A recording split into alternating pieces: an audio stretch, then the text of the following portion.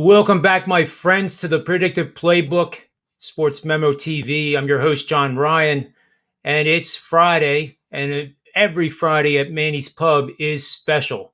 Every day at Manny's Pub is special, but Fridays especially so. It's the end of the week, and it's the end of the month, and just a time to be thankful for the good month and the good week we are having. Can always be worse. So I got the privilege and the honor today to interview Waitrose Talk co-founder Marco D'Angelo with the Kentucky Derby, and that show I can't recommend enough. It's a little bit more than an hour, but I'm telling you, you're going to learn more in that hour about horse racing and the Kentucky Derby, strategies of the jockeys, the type of horses that are running, where they come out of the post. I mean, anything and everything, and especially the superfecta betting, which I'm kind of enamored with now that I fully understand what the pyramid is. And the pyramid is an excellent way to take a little bit of money and have a chance to win a lot.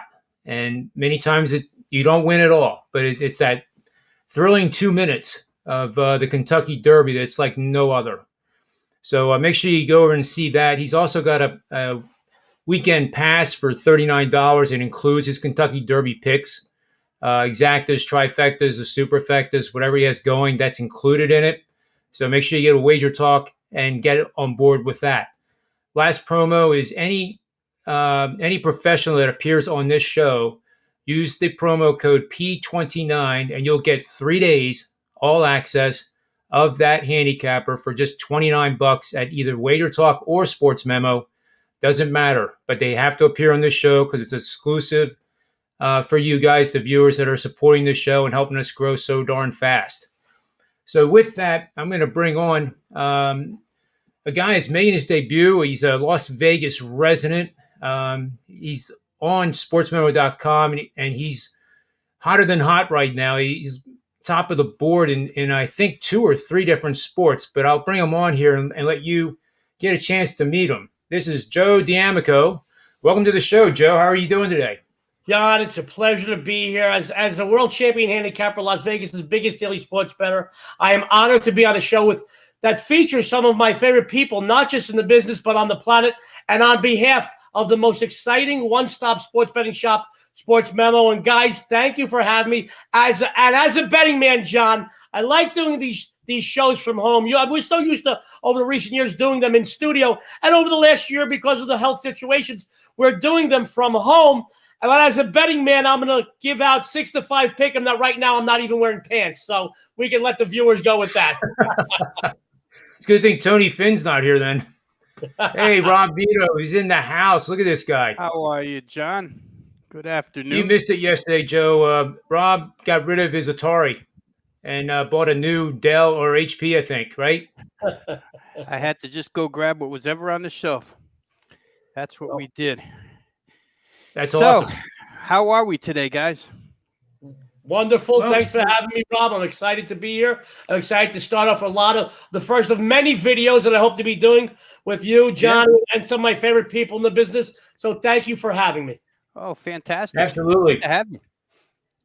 Glad to have you. Joe wants to talk about the Phillies, Rob. Rob is a Philly guy. Oh, boy. Well, because I live in the area, not because I'm a Phillies fan. Well, that's the case with me as well. But I wanted to commend you. That was a great job on the NFL draft show last night. That was fun. Oh, yeah. We had a lot of fun doing it. Those guys were good. And Joe, they put together a pretty nice set of graphics and everything else. I mean, the guys behind the scene did a great job keeping up with it. Yeah, absolutely. I've got to say that, the first few minutes of show, long day for me. Living in Vegas, 3 hours behind East Coast time. I've got to be up a little early. I get up 2, 3 a.m., start my daily work. By the afternoon, I'm not a kid anymore. I may look good, but I'm still not a kid anymore. I'm a little too pooped up. I took a short nap, woke up about the 4th or 5th pick of the draft to my wife screaming from down the hall, "This is better than the Oscars. This is better than the Oscars." It was a good show. The graphics were great. I thought the commissioner did a great job. I thought that the way the setup was, and I also think in these troubled times, which you don't have to get into, I thought the goodwill just among people from every state. I think it was the first of many things that sports brings about and is going to bring about this year in sports. And I'm just so excited. It was a good first round that I watched last night. I'm excited to see some of the second and third rounds that I haven't seen today because I'm so busy prepping for you guys. I had to be on my game today, but very excited. And I think that as good as any draft we've seen in recent years, the talent pool is great. I think a lot of players that went in the first round, and I think even some players that are going in the second round can make a major difference and bring some of these teams from 3 and 4 wins to 6 and 7, and some of these 8 and 8 teams to maybe double-digit wins this season. So I think it's going to be I think it is a very good draft. I think it's good for the sport, and I think it's good for the country most of all. I was chatting with Las Vegas Chris 2 shows ago, and then off the show. And for those that don't know him, he came in 2nd and 5th in the Circa Millions this past year, which is one hell of an accomplishment. And I've been thinking, when somebody like that says something that you are thinking too, it's pretty powerful. And New England. I've never made a futures bet in my life in the NFL. You know why? Because I don't want my money sitting around.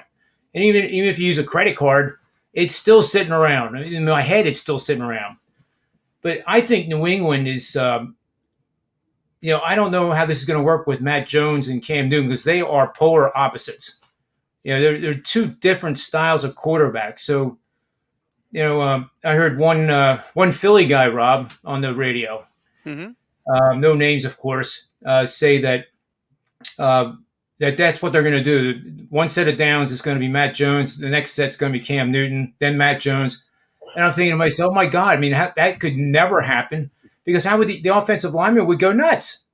They had to play 2 entirely different schemes on the fly, like every 10 minutes. So I don't know if Matt Jones is going to be the savior and then they're going to be back again. But I don't think that New England's that far away. I mean, they were awful last year, but if you look at them, I'm not going to bet against them. I'll tell you that. But to win the AFC East futures, that's getting more and more appealing to me, in my opinion. Yeah. But Rob, your Denver Broncos did all right. They did.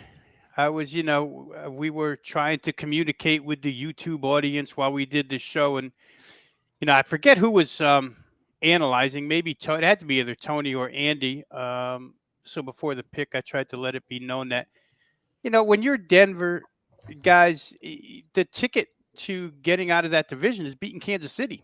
And if you're going to beat Kansas City, you need to have, Tampa proved it, right? You have to have a bunch of corners that can cover, and you better have the linebackers that can run sideline to sideline. And if you have that, you can keep up. And I just thought what made the most sense for them last night would have been Patrick Surtain. If it wasn't going to be Patrick Surtain, it should have been Micah Parsons.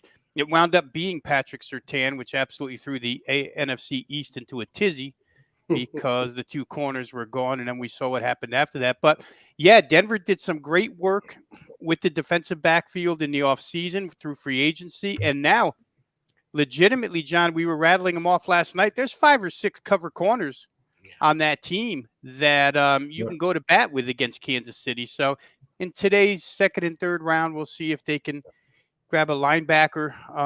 There's a couple of kids available right now. I think Denver goes 40th overall, about 10 picks, 8 picks into the second round.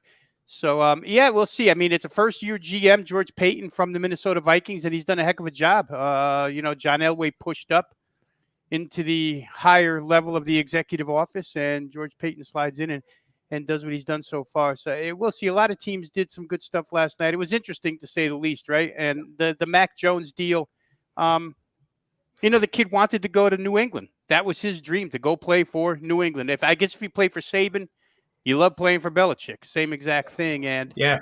I don't know if I mentioned it here or, we've been on so many shows, but just one more time, Matt Rule, the head coach of the Carolina Panthers, who coached one of the Senior Bowl teams this year. NFL coaching staffs take one side and another coaching staff takes the other side. Matt Rule, during practice week, he had Mac Jones as one of his quarterbacks. And he said, generally speaking, in an all-star game like this, we will unveil or let the team have about a quarter of our playbook. And by Thursday morning, he said he had opened the entire thing to Mac Jones because he understood the whole thing and he could run to the line of scrimmage and call any play in a playbook. So that's got to be the appeal for Belichick. You stick a guy in there that is that accurate, that can read defenses that well, and Bill Belichick will do the rest, and Josh McDaniels. So Cam's on a 1-year deal, got his $14 million. And after this year, Cam maybe plays the entire season. Then we'll see what happens. I think they turn it over to Mac Jones. Yeah, I agree with you in that. I think 100% that way. Yeah, it's amazing that the Patriots were smart enough not to trade up. Chicago and Philly, they had to do the move after Sewell went, right? The Eagles had to go to 10 to get the wide receiver.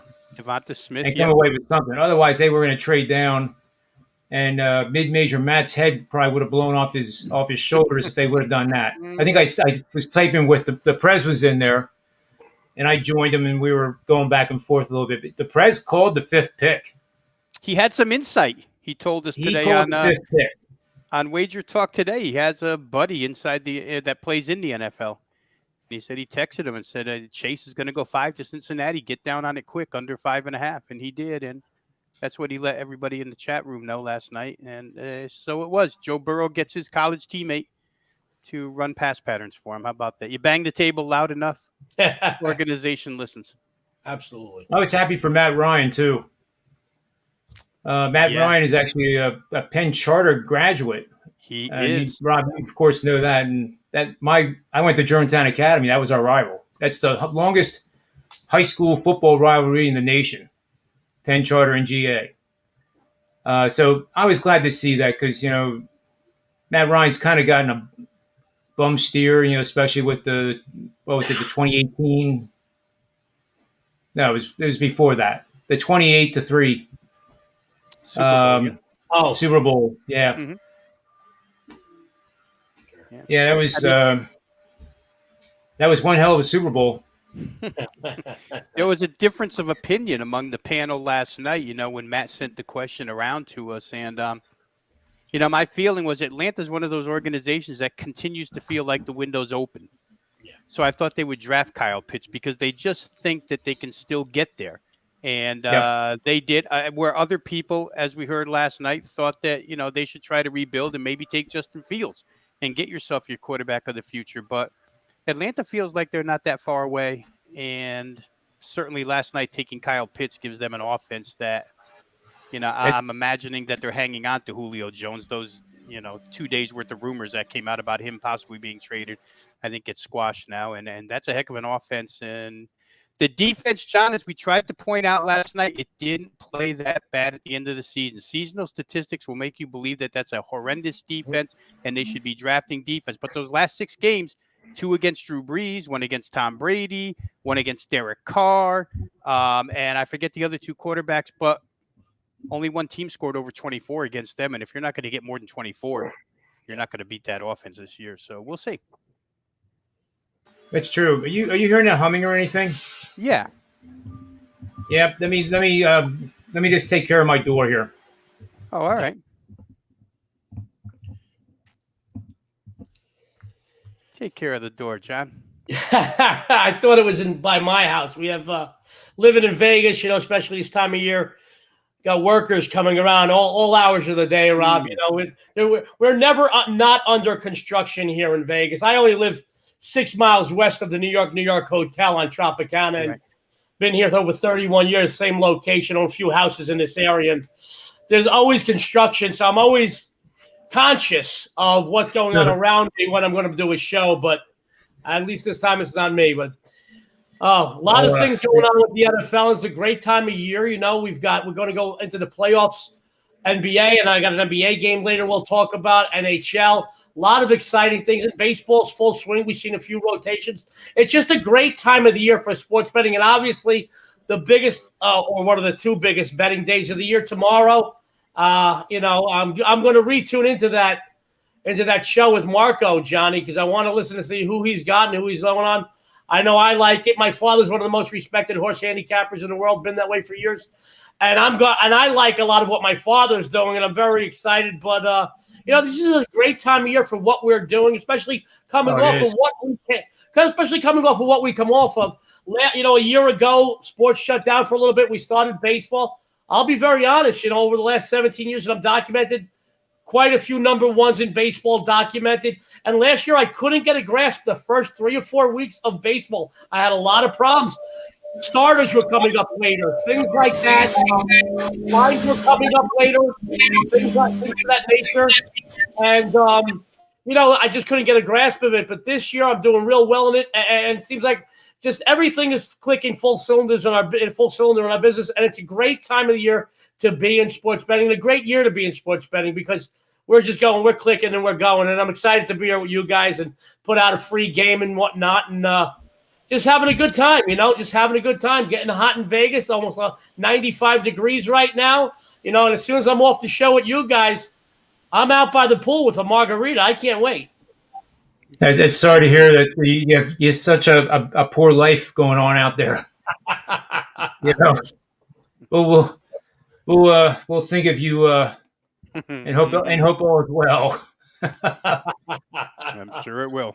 You're always invited, guys. My door's always open to you guys.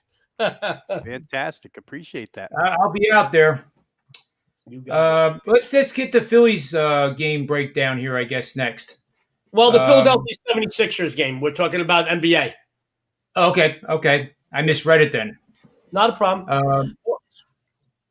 I've been hot for months. One of the highest documented winning percentages in NBA right now. I'm running good in both, Johnny and Rob. Documented runs, baseball 10-5, basketball 14-6-2.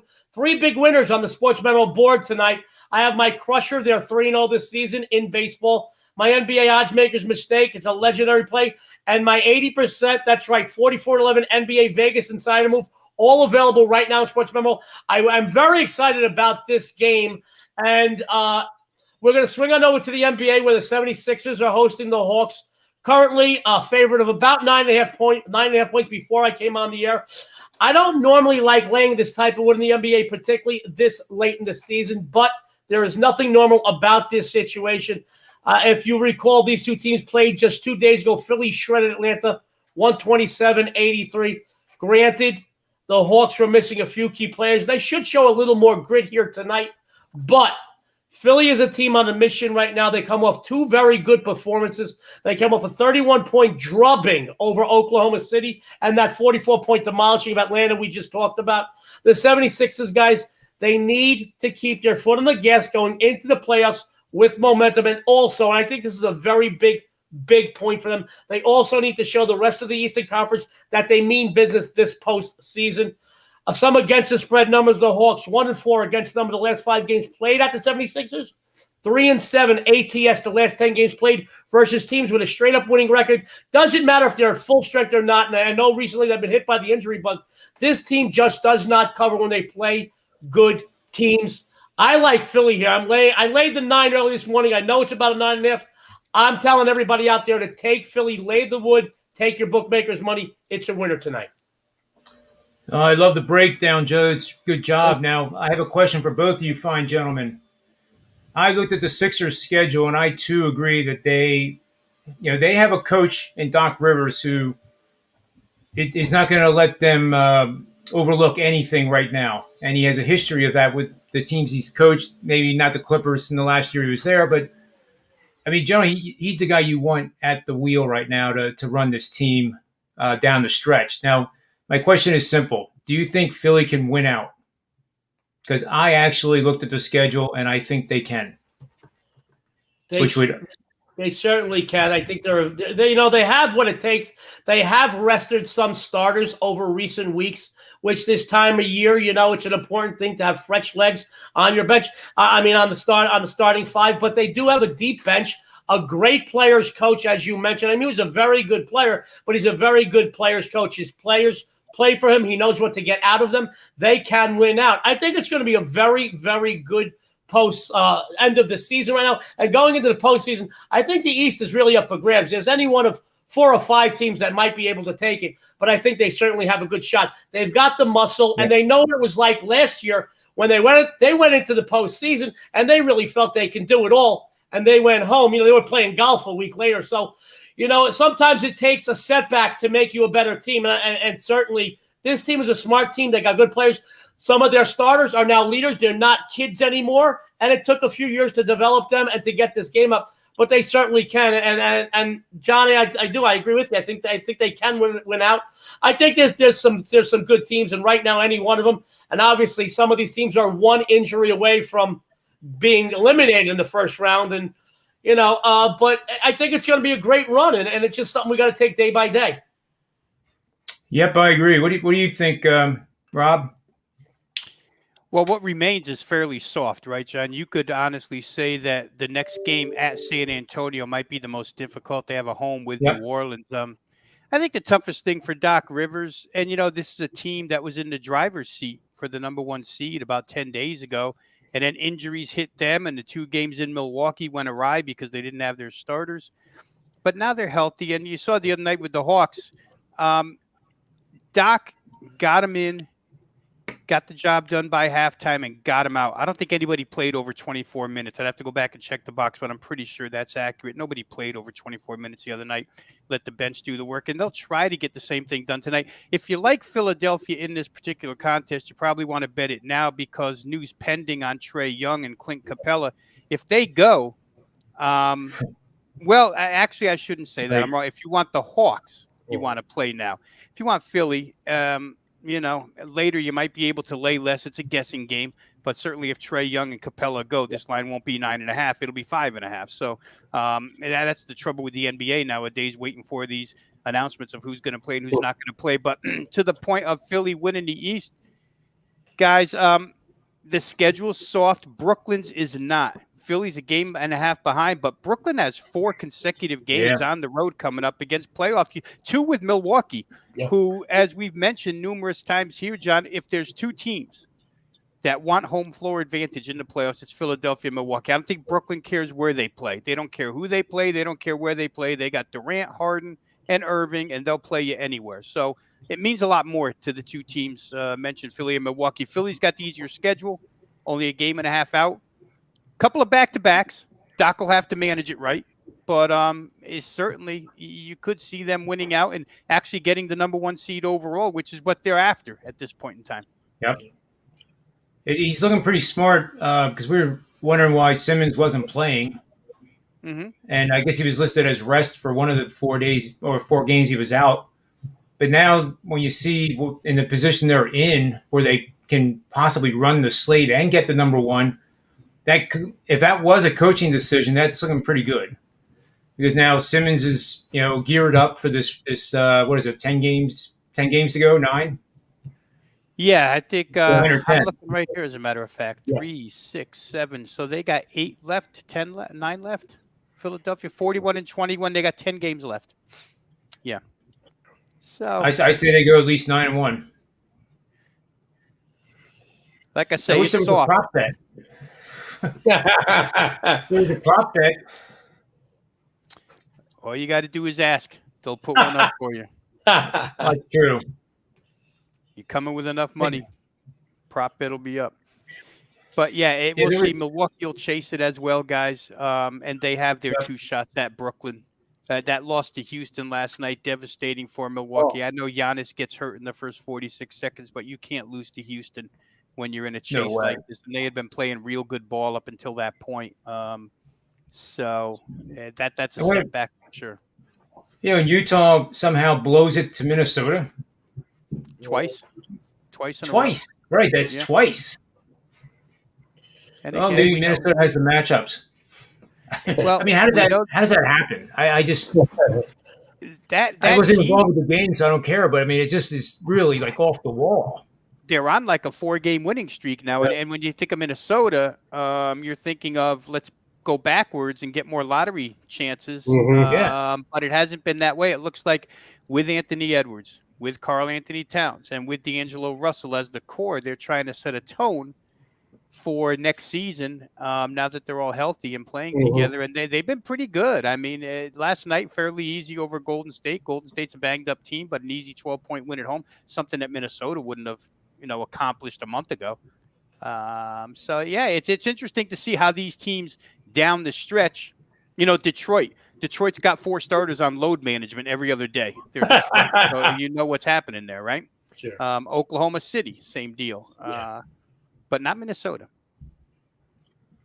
I'll tell you, there's those 2 words: load management and launch angle. I can do without. I can do without it.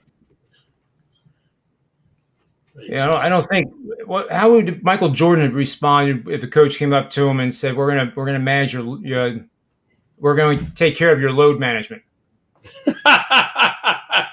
You might have had a new coach on that team by halftime.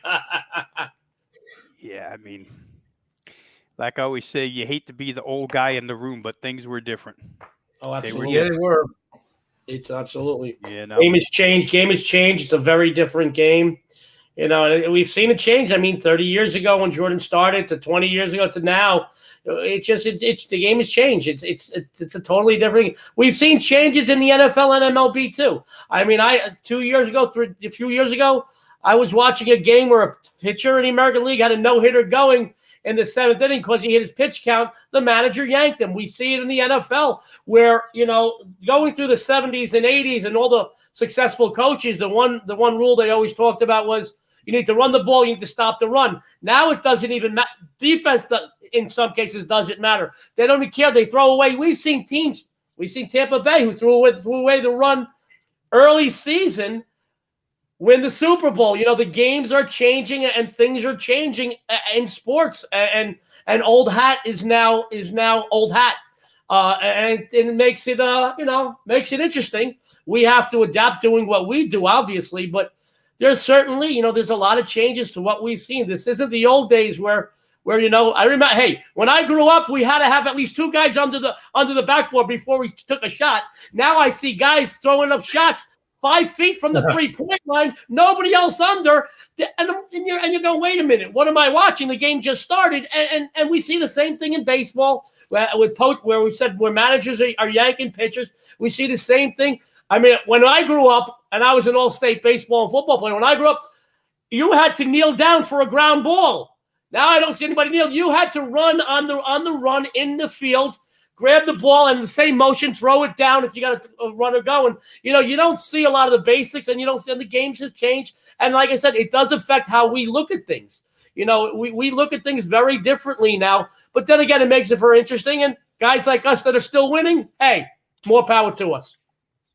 Yep, I agree. And, Trout is one of the old school guys where he does run to the spot, waits for the ball to come to him instead of timing the run to meet the ball. That's another thing that drives me nuts.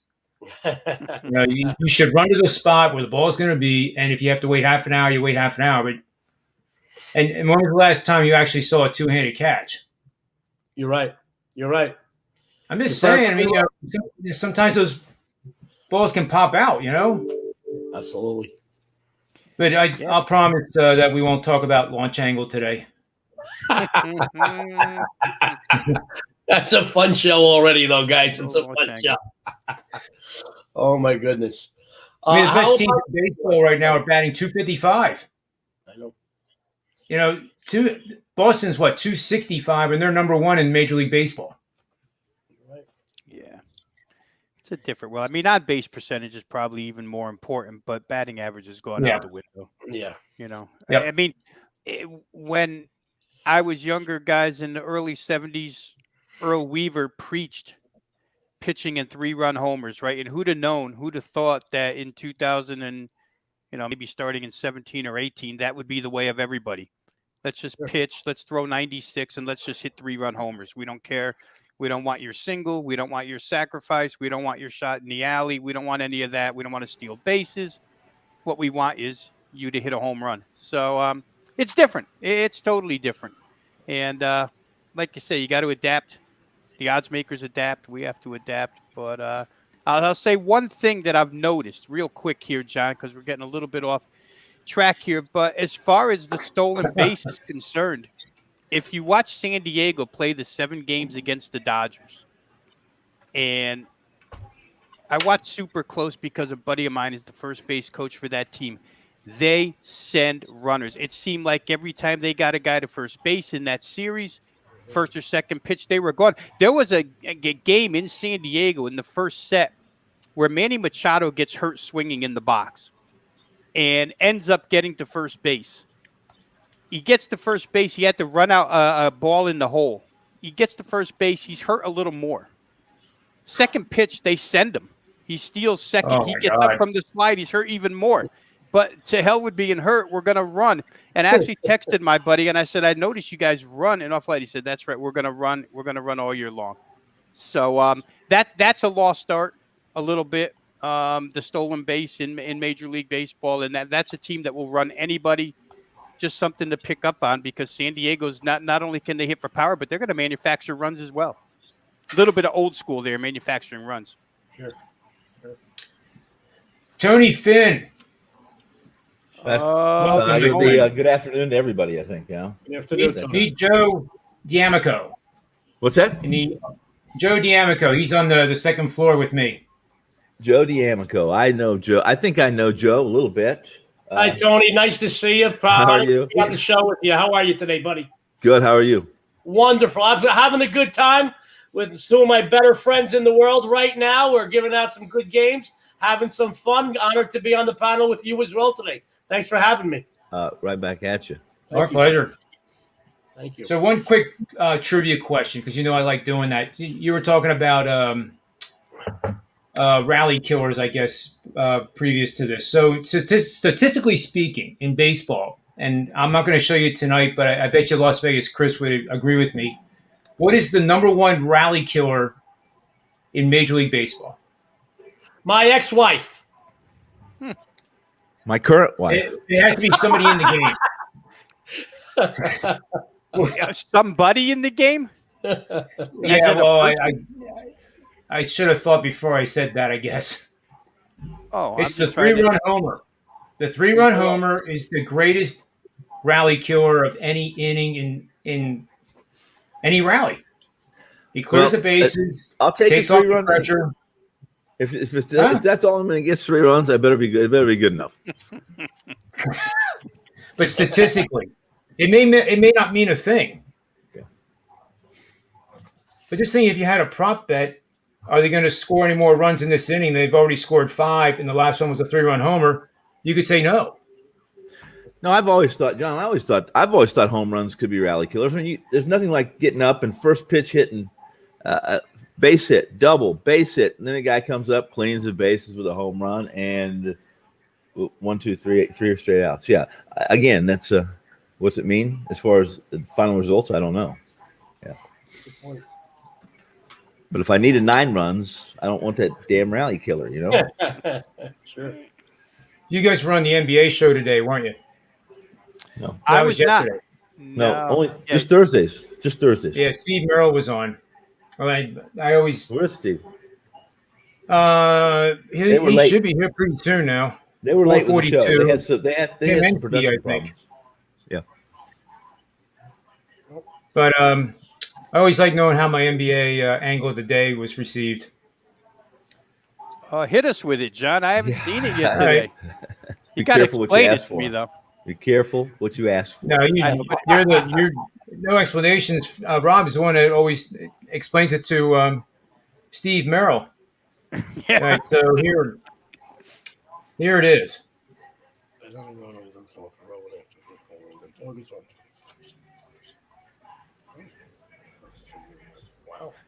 Okay, first question. Yeah. Was 42 just a halfway? Is that just an 82, a halfway point of 82? Is that what that represents? Yep. Okay. And I figure this season it doesn't matter because 72. you're past 41. It doesn't matter really where you stop. But what do you think? Double-digit dog? Wow. An ugly one, too. And when I was doing this slide, I was thinking of Skee saying you never put money on a bad team. But Memphis isn't exactly playing well either. Well, I would. I would. What is this? Orlando versus Memphis? Listen, I back Memphis as a road team. They've been really good on the road. Really good on the road. Look at their road versus the number, and look what they did recently while that West Coast trip.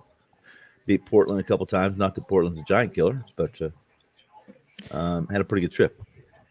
Portland Could paid very them back easily the beat other Denver night, on that double overtime game at the former Pepsi Center. right? Mm-hmm. Yeah. Then got slaughtered by Denver when they went back there, right? Yeah. Well, you and I talked, Mm-hmm. Rob. We said, how far can we push this envelope with Memphis on this trip? Because we just cashed 2 nights in a row with them against Portland. And I said, right before we got off the air, I said, we're flirting with, we're probably asking for too much. And I think we did. Then Portland walked into Memphis and beat them pretty good the other night, right? Portland's off they to a did. good start on that road trip. Yeah. Again, I should have known better. I thought Portland was the fatigue team. They sure showed it at home against Memphis. They didn't have that same. Their posture was different in the fourth period. They didn't have that same swagger that Lillard carries, whether he's losing by 100 or winning by 100. He's the best. Just ask him, and he does it, and he gives everything he's got every game like it's his last game. Every game he plays, it's like his last game. You never can fault him for effort. Never. But I should have known better, guys. I should have known better. Memphis has not been good at home. They haven't, and they were. Was that their? It was. I think it was their first game. It was back from that road trip, right. And I always considered first game back from a road trip, if you've been gone for more than a week, almost an extension of the road trip, because you haven't been home in a week or so, and not other than having the confines and the comforts of your harem and some home cooking, then it's basically like a road game almost. Yeah, no, and Portland guys, real quick, he's going to get another chance tonight, right, Damian Lillard, because they can't beat elite teams, and tonight they have not. They're favored right. in Brooklyn, right, and so they're going to get their shot. Durant's out, and Kyrie's in, so we get one star a night from this team at least. Yeah, and tonight it'll be Portland's chance to take down a pretty good team. Like I say, off to a hot road trip here, and tonight will be big for that team. It's just big because it's between their ears right now that they can't beat the elite, losing by 1, losing by 2, losing by 1, losing by 2. We'll see if they can get it done. Brooklyn seems to beat everybody, no matter who they have on the floor. Well, that's true. John, if you may, Johnny, Tony, Rob, I know Steve's going to be coming on in a moment. Yes. I wanted to get too confusing. I wanted to thank you for having me. Oh. It's an honor. Oh, I had a lot of fun. I'll be back as often as you want, or when you buy more aspirin, because I know my voice could give you. I could give aspirin a headache. I wanted to say thank you for having me. To everybody out there, good luck and have a winning day. And I'm right in the mix. I was told to have one of these ready. Right. And as soon as I'm going to step off now, going 20 feet that way, taking the shirt off, Hawaiian tropic, and a cold 100 degrees. Everybody, thanks for having me. Good luck. Have a winning day. Awesome. Thank you. Have a great weekend, Joe. Thank you for having me. Enjoy that swimming. You bet. See, this is 18. This Coca-Cola is dated 1890. 1890. 1890. Holy cow! Maybe it has the real cocoa in it. What's the difference between Coca-Cola in 1990 or now, and then in 1890? Well, it'd be 100 years old. Yeah, but be a little more than that even. Yeah. Oh, but 1990. Yeah. No, the difference is it actually has cocaine in it. Oh, The nice. original Coca-Cola had cocaine in it, so I only ordered. I was trying to get you to say that. I only order the real thing. Where did you get it? No, Amazon? it's not. I'm just I just made that up. I really a lot of my stories I throw some stuff in because it makes the story better. Yeah. We figure you've got friends in Colombia. I'm certain I do. In fact, Tony Mejia, I think, is from Colombia or of Colombian descent. I think he mentioned that on the NBA Tip-Off show one time. Yeah, because he was talking about how good he knows the best coffee, I think was his line. Well, I'm a big coffee fan. I don't know about you guys, but I drink. I probably drink more people. Most people would suggest or imply, or maybe even ask me to back off the coffee a little bit. Well, when you stay up 5 days on end, That's right. You have those nice military things that keep you up for 3 days, or you have to have a lot of coffee, one or the other. That's right. All right. And All good things the to only know. thing the only thing about the military things is that it suggests that you you don't take those orally. They suggest another fashion. I just refuse to do that. So I just You wouldn't have been good friends with Jose Canseco, then. You're not No, letting him near no, you. no. I don't. I really don't. I'm not a big fan of exit velocity, 100-mile-an-hour ball bouncing off the top of my head and going for a home run. Oh, goodness. That was quite a moment. Looking at the board here. That was quite a moment. Catch him with his head. What game are you guys looking at? It's this. Let's let Tony go with a game that he likes here. Are we NBA or talking baseball? Baseball, Whatever you want. Major League. Anything I want. Well, I'll stick with baseball now. Well, here's the deal. I'll stick with baseball. Some of the peripheral without Sota, and you guys, Robbie can probably. I mean, you guys are both fairly close to hell. Where you guys are located, you're close to everything, except for me. And the peripherals are. Washington's they're not. Listen, I think what are they right now? Are they 9-12? What are they? What's their record? Under 500. The whole division's under 500. Yeah, they are. But their peripherals and everything I see and all the charts that I do suggest this team's not even as good as their current record, and that things may, if they continue the way they are, it's going to get much worse for Washington, and they may be actually at this point in time might be a fade. And then, of course, I'm doing all my work, and then I look up because I want to see what the line is. I want to see if there's been any movement on that Miami with Lopez pitching tonight. And if I didn't, I couldn't believe that. I believe what I saw, but I had to check and make sure that opening number was actually the opening number at most shops. And Right. It looks like to me Miami's getting the money for more than reasons than just Soto being missing, but. A lot of it has to do with the pitching and Lopez. Listen, this guy's not. I was going to say he's not going to wow you. I mean, he's not a household name or anything, but he really what he started doing and some of the improvements he made, peripheral improvements and statistical category container improvements last year have carried over. I think if Miami was a little better, maybe a little more capable offensively, that they might be in a better position. I will say this: they have hit left-handers pretty well this year. If I had my druthers, I would be backing them against a left-handed starter.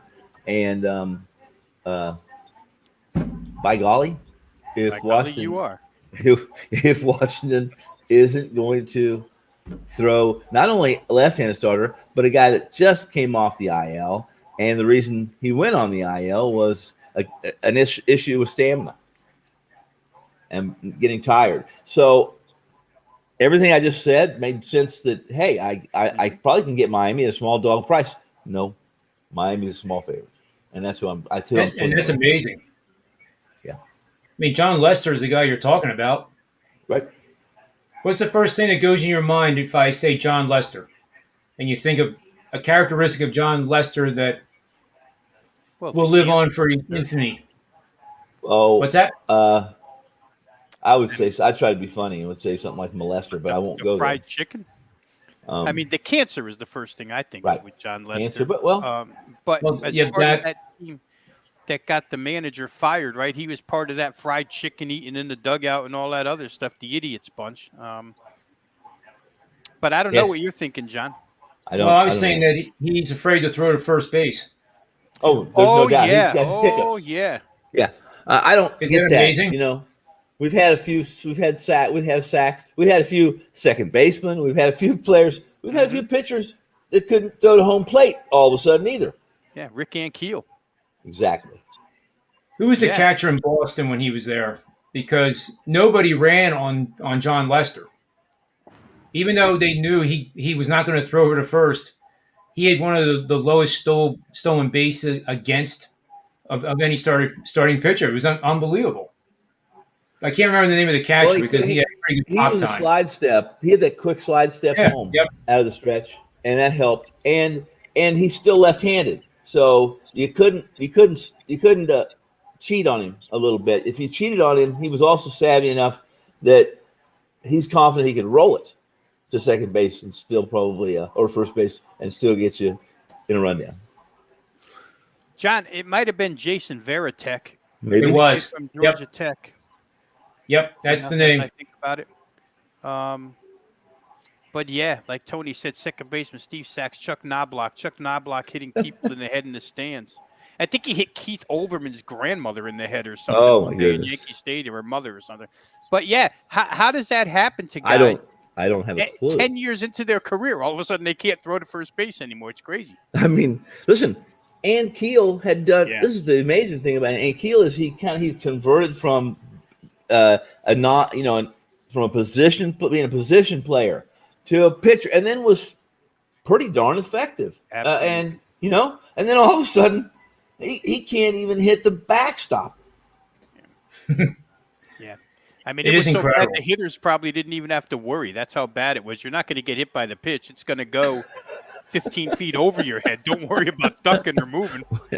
It was bad. And then he came back as a position player, and Yes, he did. A decent hitter. Yeah. But that was a shame because I think he had a good pitching career underway, and I do too. he had some good breaking stuff, and he threw hard. So yeah, I don't know how that happens, but you got to love.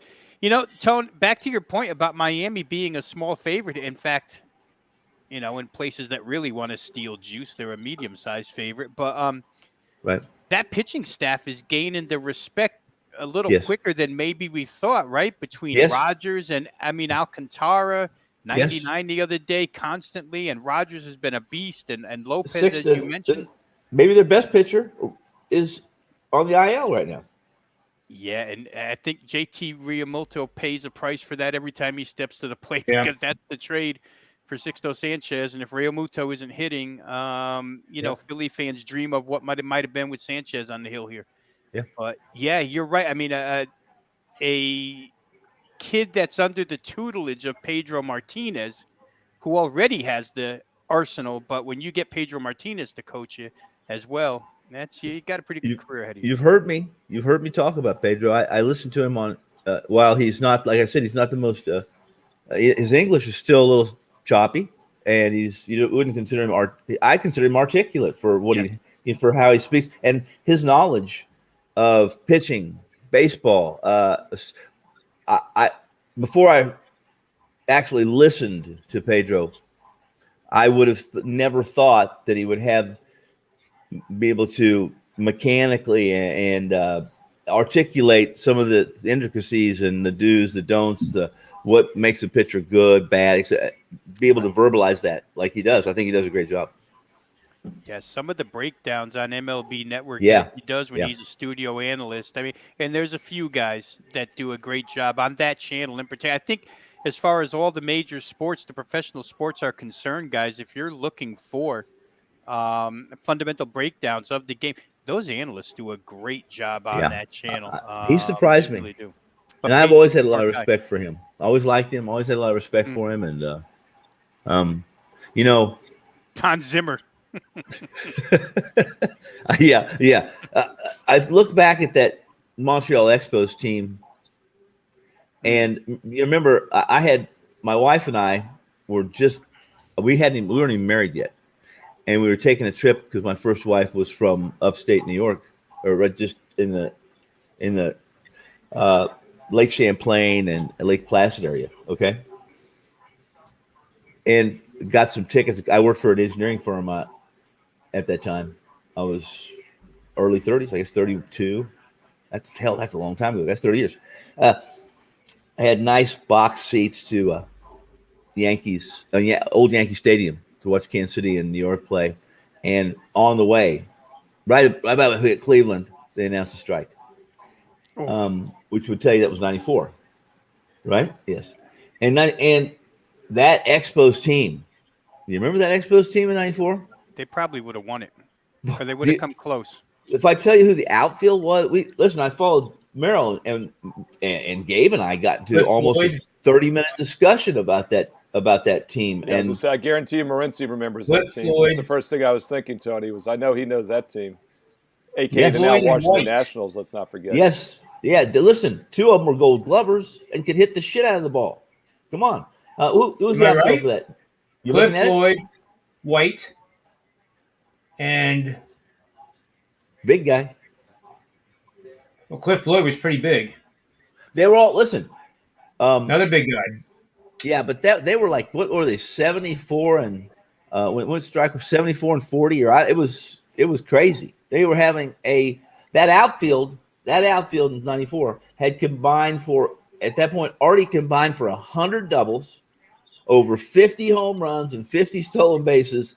Maybe I think one of the top 10 outfields ever, and maybe the best team to never get recognition for being a great team simply because of the strike. And you got to wonder if they still would be in Montreal had they won a World Series that year, and the Nationals never happened. Yeah, I think you never know, do you? Yeah, that's what's great. By the way, speaking of MLB Network, Rob, Harold Reynolds is fantastic. I think he's the best on that network. Just keep your wife away from Harold. Last night, he had a breakdown of Cedric Mullins for the Orioles and like the changes he's made. It was textbook. I mean, it was one of the best things I've seen in ages. And as a handicapper, you take some stuff away from that. That's the kind of stuff you want to find as a guy that got sent down to the minors, is a great leadoff hitter now. I mean, that's the kind of thing that can find you some play-on situations in the short term, like early in the season before the betting markets catch up. You look at a team like the Orioles, who weren't expected to do much and still aren't expected to do much, but, they've kind of overachieved the last couple seasons in different ways. Yeah, no, Welcome to the show, Steve. all those guys. Thanks, John. Hey, real quick, Tone, just back to your point about the Expos, they're victimized by a strike twice, because they're victimized by the strike in '81 as well when they lose to the Dodgers.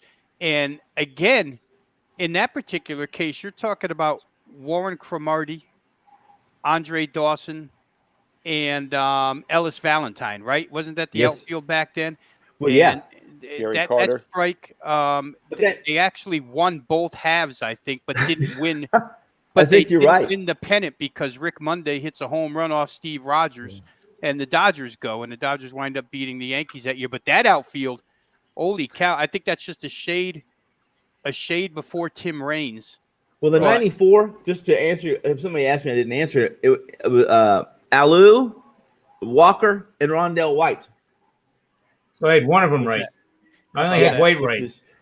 Which is Dawson and Raines was probably a better outfielder. Who was the third guy with Dawson and Raines? Did they have Walker with him at some point? They might have had Walker, Dawson, and Raines at one point. Oh, I tell you, I know that too. I'm not so sure Walker wasn't with those two guys in the late '80s. No, but that outfield. Listen, the outfield was pretty good, but that's also Pedro Martinez was on that staff. Ken Hill. I mean, listen, that was a good team, really a good team. Didn't they have Did Galarraga start with them before he went to the Rockies and Braves? Andres Galarraga, was he on a first base? He was an Expo. Yep. He was an Expo, wasn't he? Yeah. I can't believe I remember that. I'm surprised I even remember that. Pedro Martinez was a Dodger, and they couldn't use him, right? Pedro and Ramon, the two brothers. Ramon was the bigger name back then. And I forgot he was a Dodger. That's crazy. To John's point, Cliff Floyd, he played at that time. He played first base. Yeah, he played first base. I'm looking at it here. I pulled it up on the infamous database. Okay. Mike Lansing, second base. Will Cordero, shortstop. Sean Berry, third. Yep. Moses Alou in left. Marquise Grissom, center, and Larry Walker in right. Right. Like I said, I know at the time of the strike, I think we were almost 90 games into that season. It was close, but they already had 100 74 and doubles. 40. Huh? 74 and 40 they were. Yeah, 74 and 40.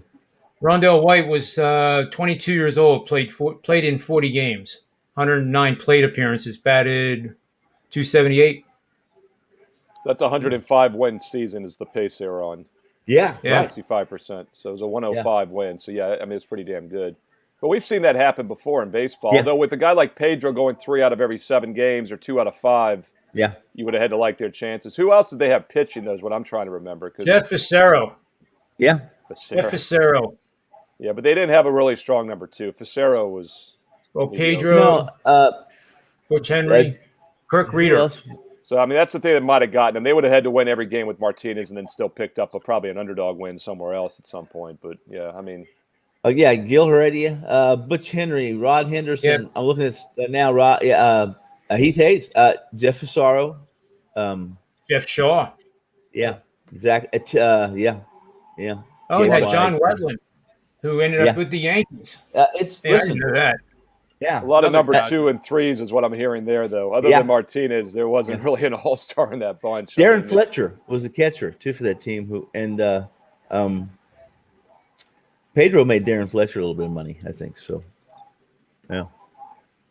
But that was I just remember it because of the time and the strike, and I'd only been to Yankee Stadium, New Yankee Stadium, believe it or not. I think only once before. This was going to only be my second time at New Yankee, and I've been to a lot of ballparks, and I was really looking forward to that.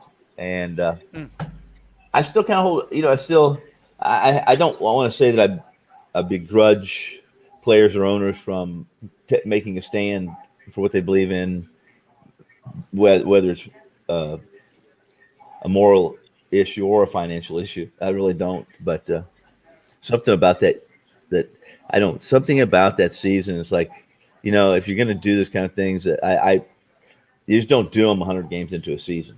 It happens before the season, or you play it out. It happens after the season, and I don't even remember the details, to be completely honest with you, or what the primary point of contention and bickering was on that one, other than what it always is, and it's typically money and revenues. So guys, I got to go in 5 minutes to do like an NFL draft thing I'm Really? taping for SiriusXM. So I'll transition that into Aaron Rodgers. So you do it before the season, right, Tony? Oh God, well, yeah. Well, I don't listen. When did Aaron Rodgers become such a diva? Well, I've always heard he's a weird cat. Rob, you Is it? probably have heard that for several years now too, right? I mean, it's Well, his family hates him, so that'll tell you enough. yeah. In the locker room, the locker room hasn't liked him for a few. Well, I wasn't really privy to that. I until, have like, some a couple family years members ago. that don't care much for me either. Most Yeah, of I them. didn't realize Rodgers was such a polarizing figure about 2 or 3 years ago. You started hearing this stuff about the locker room, and I because he doesn't, you see the commercials and stuff. He seems like an everyday guy, kind of a fun guy, but he's a weird dude. I mean, he went to Berkeley. He's a little bit out there, I think, and I don't see how All you the Berkeley possibly people don't are trade him. smiling They're right saying he's not going to be traded, but how do you possibly start a season with a guy that doesn't want to be there? You can't do that. And Rob, I You mean tuned like- into the draft you mean show like live Andrew last Luck? night, and I saw Matt Josephs ask you a great question.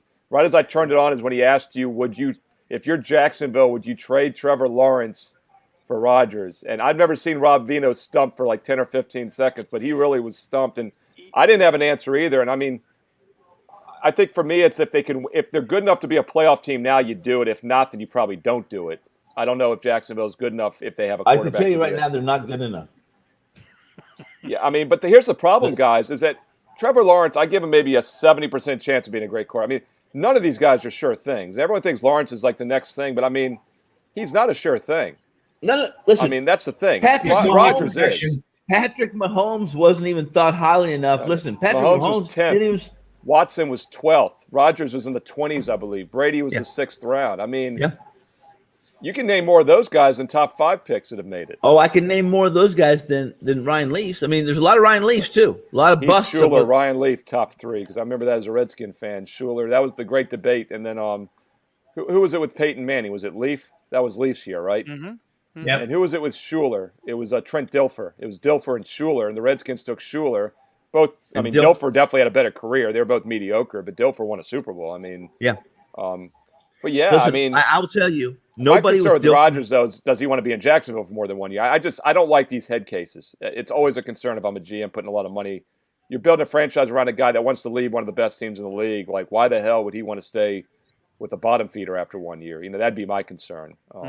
The Eagles But did yeah, it. Rob, have you thought more about that since Matt caught you off guard? I thought that was a great question. It's a tough question to answer because I didn't know if he meant me personally or if you're the Jacksonville organization. If you're the Right. organization, I think you take your shot with Trevor Lawrence, right? You're building together from the ground up. They did go out in free agency and pick up veteran players. Most of the guys they picked up are veterans to go with the youth. And then I thought maybe he was asking if it was me, and I said, well, if it was me, I'd probably take Aaron Rodgers and take my shot in the AFC South, where, I got to get past Tennessee and Indianapolis, but I know Houston stinks. Yeah. So I don't know. It's a tough question. It really is, because Aaron Rodgers, I feel like, guys, has 5 years left in him, barring injury. He's probably got 5 years left. Mentally, it's the mental side of things that concern me more than anything physical with him. I mean, yeah, it's funny, right? Because he was all bent out of shape because Brett Favre wanted no part of him as his heir apparent, and now he wants no part. The same thing. It's come full cycle, right? Full circle. Yeah. He wants no part of Jordan Love. It pissed him off, and I get it that perhaps they should be out there trying to get him. Their window. I don't know how wide open their window is, but it's maybe got a couple years left. But get him something to work with. He makes receivers out of guys that aren't really receivers. And the last time they drafted wide receivers, Equanimous St. Brown, the kid Valdez Scantling, they drafted 3 that year. And I distinctly remember handicapping preseason football and digging for Green Bay info where Aaron Rodgers said they all stink. He didn't like any of them. They can't run patterns. They can't do this. They can't do that. They can't do the other thing. Instead of helping them along, they can't do anything. Do you think he was more mad they drafted a quarterback or that they didn't draft him help? I think maybe it was more they didn't draft him help. I mean, yeah. And the quarterback is the icing on the cake, right? Of all things, you draft the quarterback. Right. If you'd taken a D lineman, it would have pissed him off, but it pissed him off more because it's a future competitor. Yeah, that's a good point. So do you guys think Love can play? That's another. I don't know. I don't personally know. I don't have anything to go on. I mean, if he was in this, it depends what you watch, right? If you watch Utah State, the last year Matt Wells was there, he was tremendous, and he's got phenomenal talent. Then Matt Wells left, and Utah State became depleted, and he looked like garbage the next year. So, football's the ultimate team game. And last night, you know what? If Trevor Lawrence got dropped into the San Francisco situation, Trevor Lawrence has the potential to be an all-pro. But he's on Jacksonville. The guys who make out like bandits last night are probably Justin Fields going to Chicago and Mac Jones going to New England. They get drafted the lowest. The other guys, Zach Wilson is in my estimation, the best quarterback of all of them. But he's he's with the Jets. Let's see what happens. It's not an ideal situation. I totally agree with Jones. That's the Saban Belichick connection, though. It shouldn't be much of a transition to that offense. Do you think? Yeah, I agree. I thought that was – he went from being maybe the 3rd pick to 15th. He claims he was happy. I think he probably really is because I think his career just got an extra 5 or 6 years added to it by going 15th instead of 3rd, and he'll make up that difference in money pretty quickly. He seems like the Belichick type of quarterback. He's a pocket passer, a big dude. He's like another Brady. Can you imagine, guys? I thought about this. Nobody said this either. Can you imagine if Brady was still there for a couple more years and he could follow after him and learn from him? Then I would really like it. I'm not sure, learning from Cam Newton's going to serve as much mentorship as Brady would have. But are we sure he's not? Are we sure he's not going to start? I would say 0. Well, Cam Newton's must be a totally different style quarterback. Right. I'm not sure he'll go to Cam Newton for any advice that he needs. He's probably going to be attached to Josh McDaniels, I'm sure.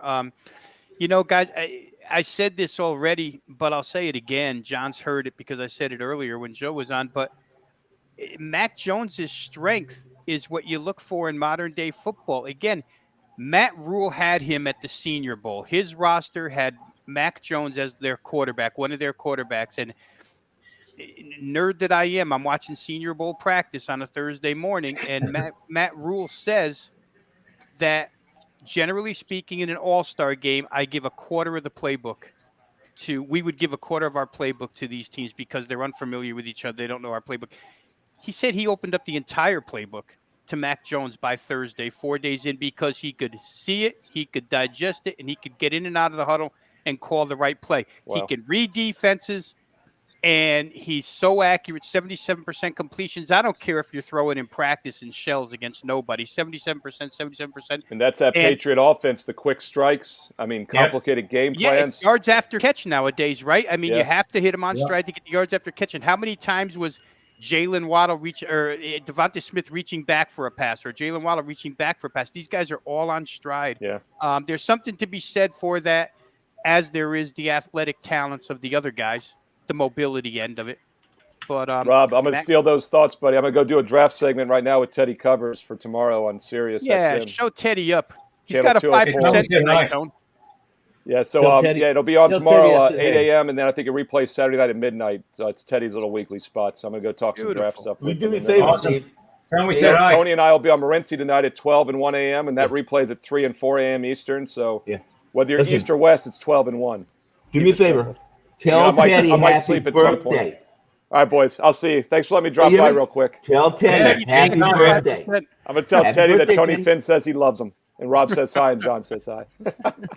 Yeah. I'll see you guys. Take care. Take care, Steve. Thanks, John. Hey, Steve. Good luck, guys.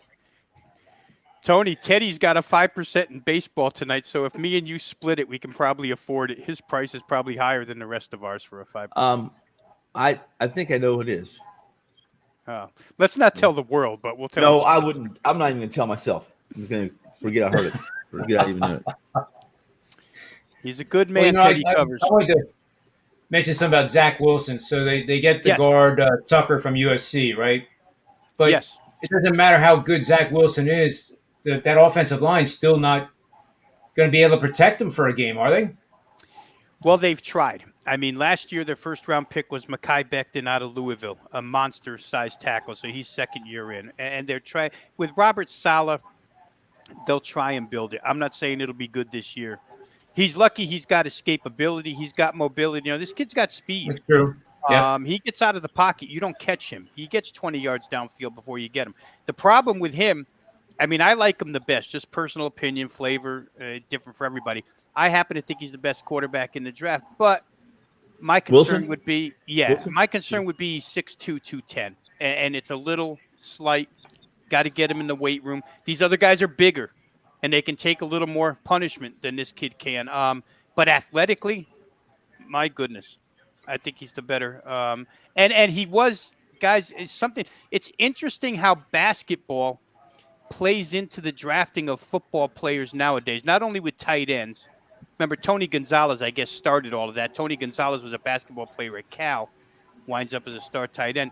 But Zach Wilson played point guard in basketball, high school. And one of the things that the Jets said was his decision-making and his ability with two eyes to see the entire field is basically point guard mentality. And they love that about him, that he always sees the open guy, and he always gets the pass to the open guy. Throws from every arm angle, arm slot, and he's got as strong an arm as anybody out there. So we'll see. Offensive line is key. It's the ultimate team game. 11 guys working in unison. If they're not working in unison, good luck. Good luck. You think Trey did Lance Tony will break play? down a game yet? He likes Did the you Marlins. the Marlins? That's right. And Rob, I guess your turn then.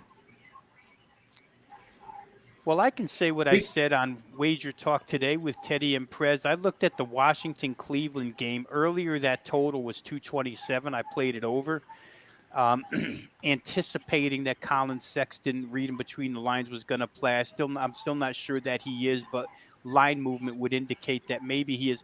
I just don't want to get in front of the Washington train that is an over train right now. 3 out of the last 4 have gone over. And I think, guys, it's because – you know, this is what Washington envisioned way back at the start of the season when they signed Russell Westbrook. They thought they could become a playoff team. Playing without John Wall for a year and a half or 2 years, whatever, they finally get a point guard in there that can do some damage. But they haven't had that trio of Westbrook, Beal, and Davis Bertans all together very much this season until just recently. Last 4 games they have, they're scoring like crazy. They're impossible to stop. Rui Hachimura came back last game. He'll be back here too. Cleveland's not going to stop that offense. They've allowed 49% shooting or better from the floor in 9 of their last 11. Washington has shot 51% or better in 5 of their last 7.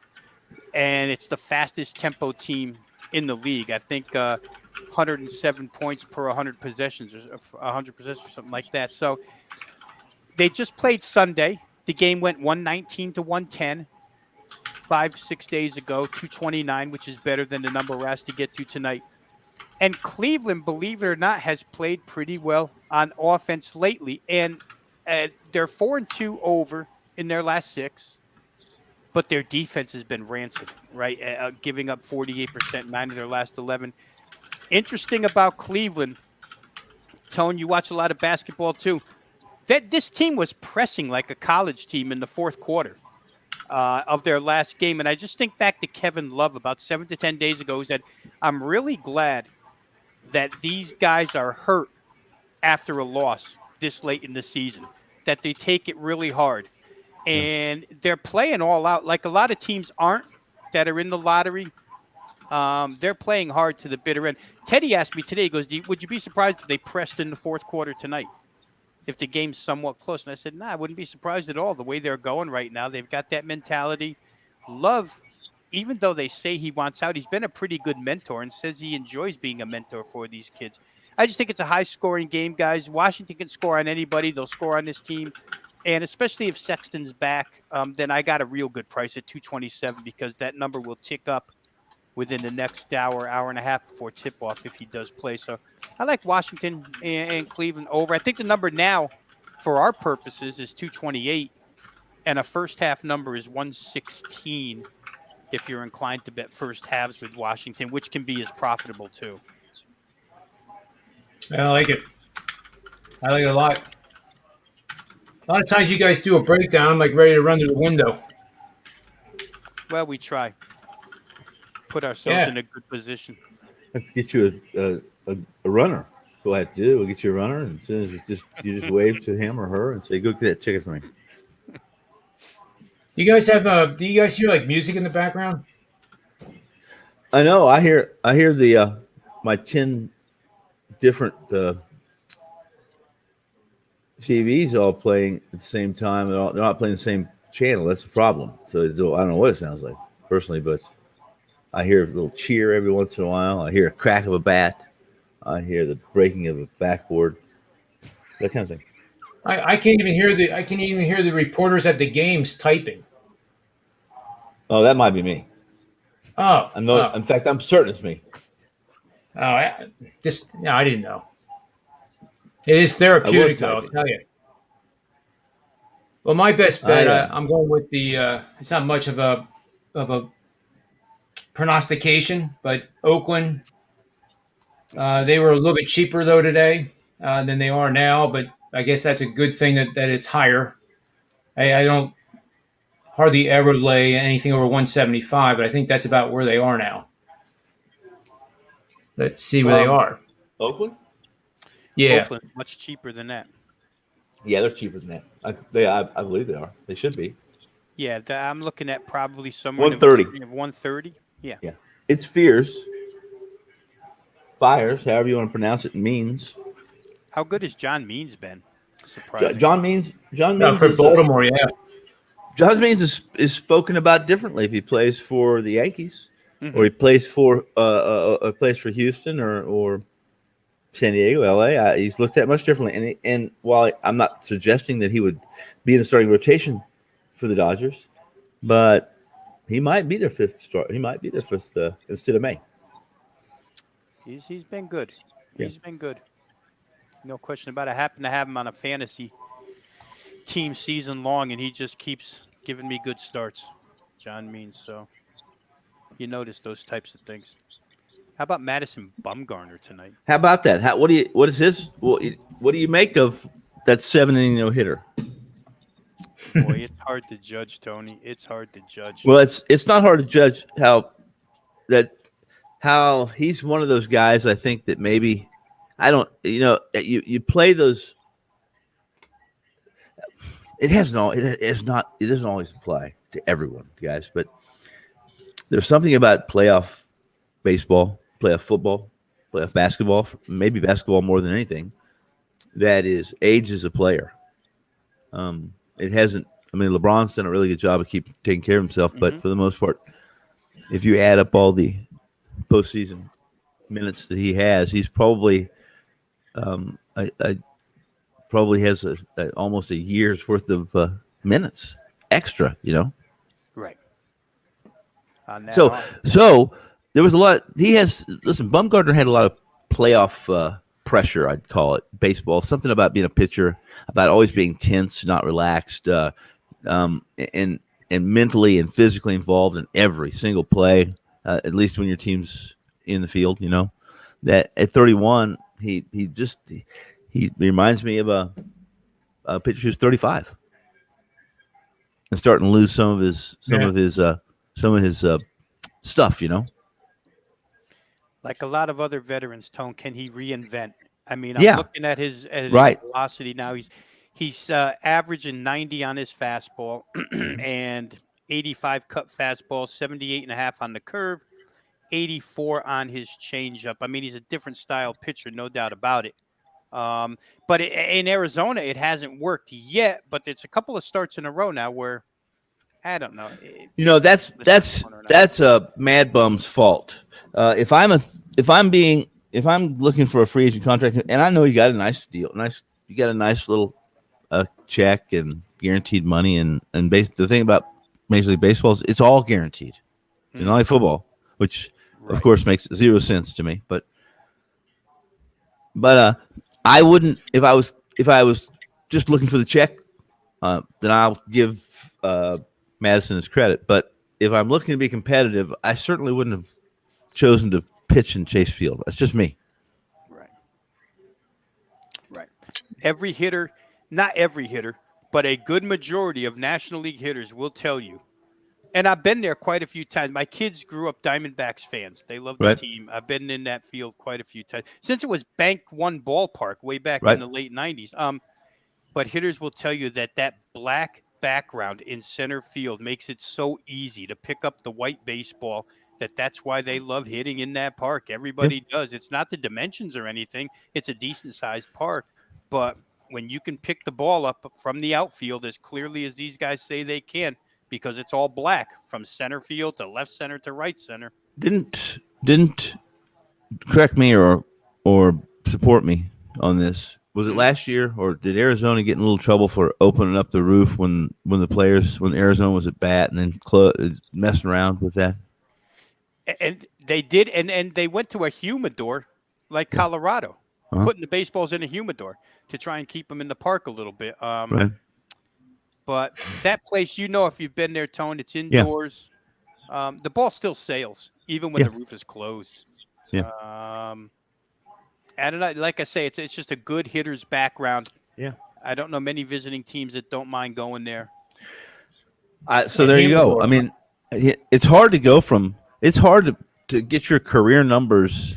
It's not hard. I mean, but it seems to me it would be hard to leave when your career numbers are established at Monster or AT&T or now changes every year. Chase, right?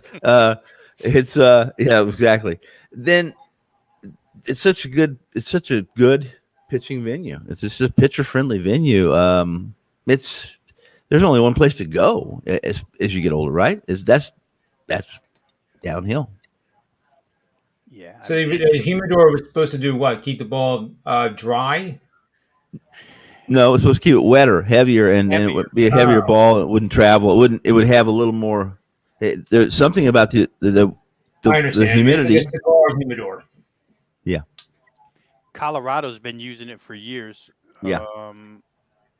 And I'm also one of those that the ball travels a little farther in Colorado, but that's not really what makes it so hitter friendly. If you've looked at, if you've been to Coors, like Oakland, like it still is, that has so much foul territory that even like a line drive down the line, it's a fast guy. It's almost it's an automatic triple almost because of the space that that an outfielder has to run if it takes a bad high. It's just massive. It doesn't look like a baseball field. It looks so big. Yeah, no, I agree with you, Tone. It's not necessarily the home runs in Coors Field. It's the singles where outfielders have to play so deep that stuff drops in front of them or stuff gets in the alley next to them because they have to play so deep. It's that type of park, and it causes trouble for I don't know. Was there ever a good pitcher in Coors? I'm trying to think of one who really had a good career in Coors, and I just can't. He was a lefty. Lefty Jeff beat the Phillies in the playoffs in like 04, 05. They did make a World Series around then. Jeff He was a crafty lefty. Back when they were the Blake Street Bombers, I feel like Billy Swift had a couple of good years there. Righty again, not with a lot of velocity, but he did it with sinkers. Well, Kyle Freeland has pitched pretty well, but he's not. I mean, I wouldn't consider Kyle Freeland an ace or anything like that. But, Jimenez, he may have been the most talented pitcher. He threw a no-hitter against Atlanta, I believe. But he threw that at Turner Field. Remember back in it would have been 10 years ago or so. That was a 5%. That was a big play for me. That little write up that I did on Jimenez. I was on him in that game, and it was my biggest play. It was like the equal or equivalent to a play of the month, play of the year kind of thing with Jimenez. Yeah, that's a good one. I mean, Ubaldo he kind of fell off the face of the earth. Yeah, he did. Yeah, he always had command issues. Always, even that no hitter, I think he walked 6, struck out 7. Yeah. Well, Jeff Francis is the name I was looking for. Oh, Jeff Francis. Okay. Sure. Yeah. Yep. Yeah. Yep. I mean, there was people don't remember probably. You guys will know, but Nomo threw a no hitter at Coors Field. He did. Yeah. He did. For the Dodgers, absolutely. Yeah. That's an accomplishment and a half. I guess. Yeah, it should be counted as 2 no hitters. Absolutely. Yeah, that was a cold day. But yeah, he got it done. No Hideo Nomo. Right. Yeah. That's the beautiful thing. I mean, I guess. How about Volquez? I'm trying to think here. Edison Volquez. Didn't Volquez? I thought he was. Maybe I'm wrong. I remember. I thought he did something. I thought he had through a first and only no hitter. Who's that? Maybe that was against Arizona. Maybe Edison threw that. I remember having a no hitter for sure. Huh? I remember him having a no hitter. He only had one, but I think it was against Diamondbacks, and I don't remember. For some reason I thought it was against Colorado. I'm trying to think of everything associated with the Colorado Rockies, not necessarily Coors Field. So, So what do we make of John Gray? Because I don't know. Marquez, like you say, probably the most. I mean, he can hit 100, but John Gray, and what's he? 6 years in the league now, maybe an extra. He's better at home. His numbers are better at home, correct? Well, that would. I think for his career. And that would stand reason to a fastball pitcher doing better in the thin air at Coors than a breaking ball pitcher, right? He's a hard thrower. Yeah. But he's on the hill opposite Bumgarner tonight. I know. Yeah. Well, here's also, I'll just share this I don't have to share it with you guys. I think I think you might feel the same way. And that is, if there's one team right now, if I had to, we're at the end of April, if there's one team that I felt like is a complete and utter disaster, it's Colorado. Is a mess and is I think a blind play against, it's Colorado. Tone, you'll love this. Here comes an incoming call from Columbia, Missouri. So I'm going to go on and do that spot, and I will. Yeah, go do that, guys. Take care. Have a good weekend, fellas. And tell them that you just talked to a guy sitting with Ted Owens that for lunch, and they said that flip the middle finger. No, I'm just kidding. Rock chalk. See him. Yeah, right. Hey, Rob. Okay. Well, John. Well, I guess we might as well wrap it up too. I guess. Yeah, give us your monologue. Give us your closing monologue. Closing monologue is I had the pleasure of talking with Marco D'Angelo. Oh, did you do the Kentucky Derby show? Yes, and I am an avid fan of horse racing now because of him. I think because of time, I've really never really dove into it, but now after a couple shows that flew by, I guess it was an hour and 12 minutes today, and it just flew by. Yeah. And you can see the passion and the knowledge and the wisdom the guy has for horse racing. So, if anybody is interested in the Kentucky Derby, if you're betting it, even if recreationally, you're crazy if you don't go and listen to the show and what he has to say. I painted just so you know this. I painted a backdrop. It's basically a backdrop for studio work, right?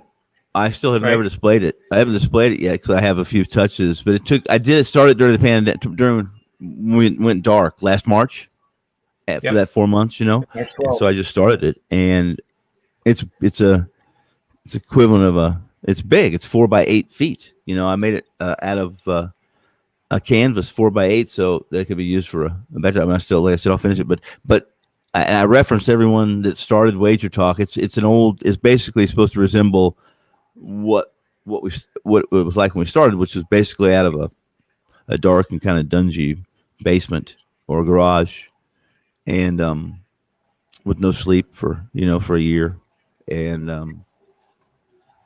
it was the Prez and myself and Marco and the great Johnny Detroit and Nick Wee, who's the does all the development for the website, and there's one reference to Marco, and I have a picture. It's a picnic table sitting in the backyard of the office.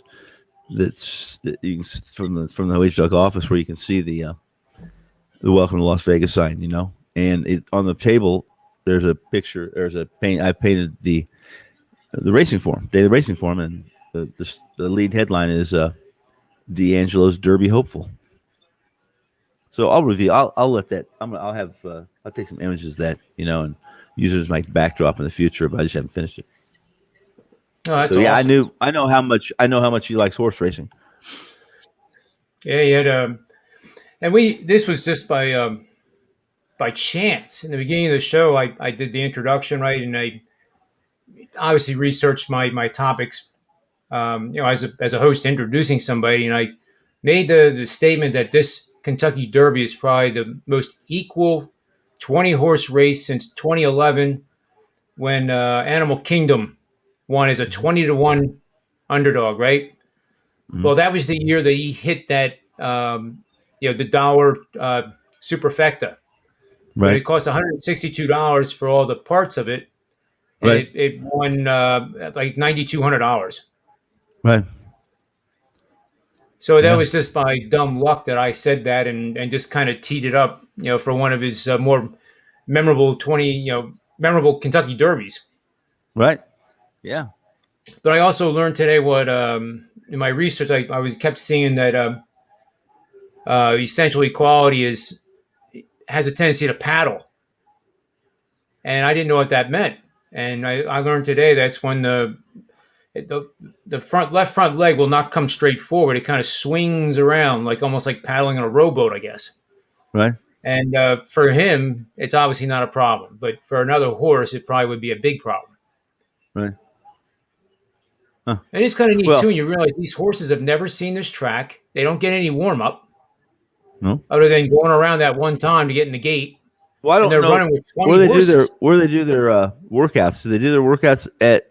It's got to be close to. They don't do it at Churchill. That's a good point. I don't know. I think they work out there. Right. I would think they do, but yeah.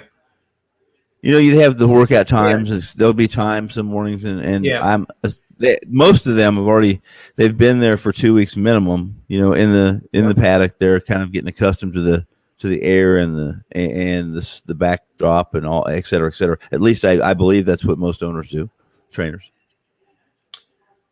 Yeah, it's Rock Your World was a horse he was pretty passionate about, and the one that I actually like for what it's worth is Midnight Bourbon. And I was teasing with you the other couple days ago on the show. You have to like that name, but that horse is amazing. I think he's 16 hands or something. I mean, enormous. That is big. What's his odds? 20-some to 1 the last I saw, like 22, I think. All right.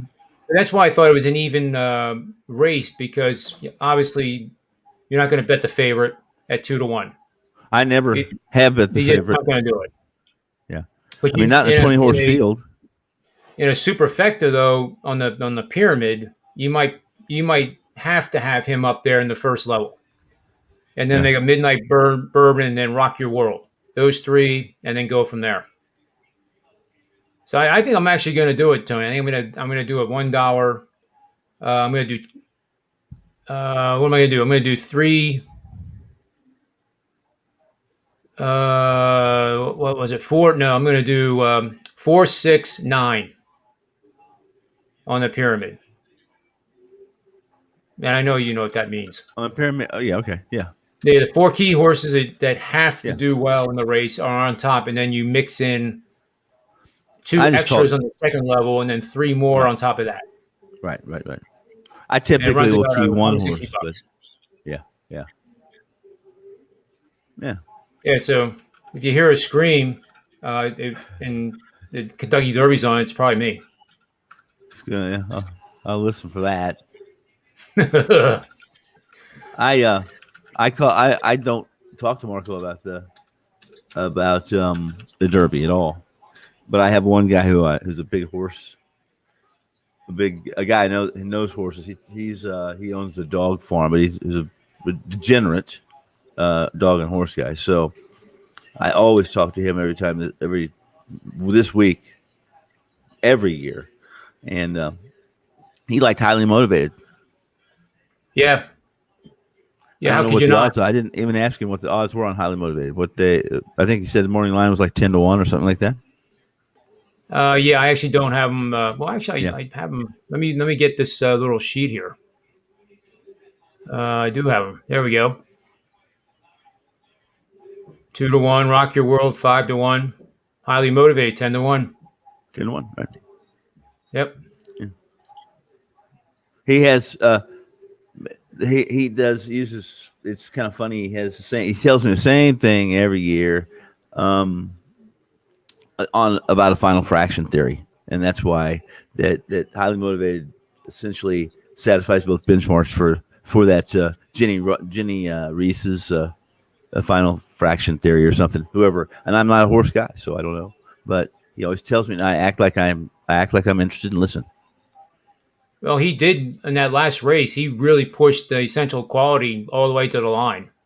Right. If I'm thinking of the right race. The last 3/8, of the Yep. bluegrass. Yep. Yeah, he told me that his bluegrass final 3/8 of the bluegrass was 36.5 or something, Yep, which yep. is the last eighth of the That's mile, moving. and he did the last eighth of the mile in less than like in 12 seconds, 12.2 or something is what he told me. So that's what he gave me for those who are listening. If that means anything, and I know, like I said, I know enough. I know a little bit about horses. I mean, I played a lot of horse tracks, but all my horse experience was when I was in college, and that's what we did in college. We went to the horse tracks during the day. We opened up the bar, served 3-for-1s, went to the dog tracks at night. And then if we still had any money left, we might fly to Las Vegas for the night. We come back and do the whole damn thing over again the next day. School, well, we didn't do a lot of that. But we were Everything had enrolled. its place. Yeah, you gotta be That's balanced. right. Everything in Everything has moderation. priorities. Huh? Yep. Everything in moderation, and that which you can do equally well tomorrow. Yeah, no. Listen, yeah. Yeah, I will say that. I do everything in moderation obsessively. I think you would agree I'm the same way. Yeah. Well, I think that's what you should be known for something. So there you go. Yeah. What 15 Full seconds bore says, or 15 don't do it minutes. at all. Go I'll tell you, I'll big go or here. go big or go big. And tell Las Vegas Chris I said hello.